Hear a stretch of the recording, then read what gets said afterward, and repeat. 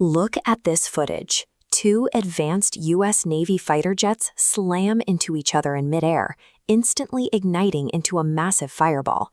A collision like this is something you almost never see in modern aviation. Inside those cockpits, 4 pilots had only fractions of a second to react. Thanks to modern ejection seats, all 4 managed to punch out and survive the blast. While the human lives were spared, the hardware was a total loss. The U.S. Navy lost 2 EA-18 Growlers, highly specialized multi-million-dollar electronic warfare platforms that were entirely reduced to falling ash. For decades, the image of American military power has been defined by its aerospace supremacy. We picture sprawling carrier decks packed with state-of-the-art fighters, projecting an aura of a globally dominant, untouchable force. Yet this fiery crash over the ocean is not a one-off freak accident. It is the latest data point in a sudden, undeniable string of catastrophic aerospace failures for the Pentagon. With advanced jets falling out of the sky and operational errors piling up, defense analysts are looking at the data and asking a serious question: is the technical lead of the U.S. fleet finally eroding? The scope of the problem becomes obvious when we look at the recent military campaign against Iran, known as Operation Epic Fury. The equipment losses sustained by the U.S. were staggering. This operation resulted in the destruction of 25 American aircraft and drones.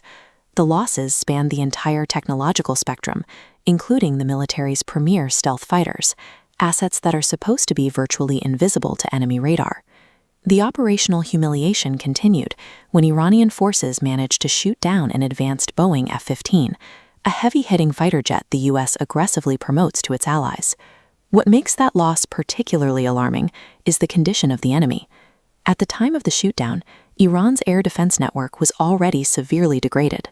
Earlier Israeli strikes had methodically wiped out Iran's imported air defense hardware, including their heavy S-300 systems. The skies were supposed to be practically clear. When a heavily depleted military can successfully target and destroy the Pentagon's top-tier aircraft, the marketing campaign selling American aerial invulnerability crashes into a harsh reality. These combat losses are rippling directly from the battlefield into the geopolitical marketplace. Global allies are watching these failures, and it is costing American aerospace companies billions.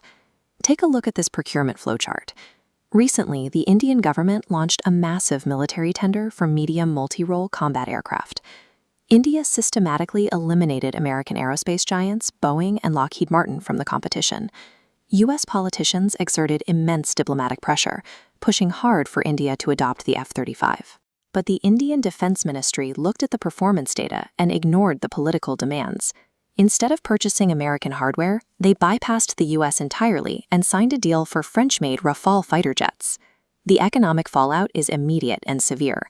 Because of these rejections, Boeing has announced that it will completely shut down the production line for the FA-18 Super Hornet by 2025. These diplomatic rejections mirror the failures on the battlefield, with allies actively turning away from the exact same family of aircraft currently struggling with crashes and combat losses.